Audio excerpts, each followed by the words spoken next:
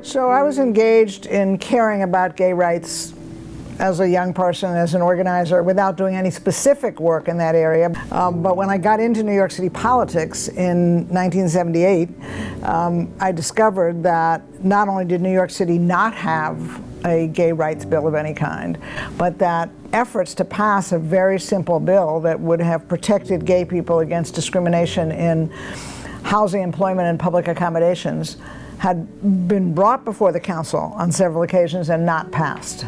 I guess because I'm a human rights activist and a social justice activist, I became more and more part of the in-group of council members and advocates who were looking to pass this legislation, and we made plans and arrangements actually to introduce it as the first piece of legislation in the 1986 legislative year, which means it was called Intro 1. And then in a rather nice move, which happened without my being aware of it, the votes are taken alphabetically, and so my colleagues arranged, just sort of keeping the count, that I would actually be the 18th vote.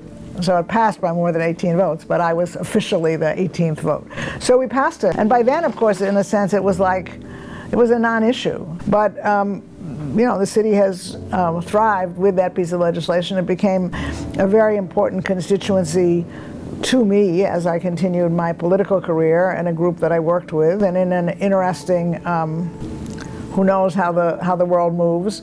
I would say probably just around the time that we were finally securing passage of the bill, my daughter told me she was a lesbian when she was in college. So it was nice to have been it was perhaps more important to have been on the right side of my family than on the right side of history, but I was glad to be in both places. And then I came to American Jewish World Service, and early on I did raise questions with my very small program staff, the people who find the grantees in other countries.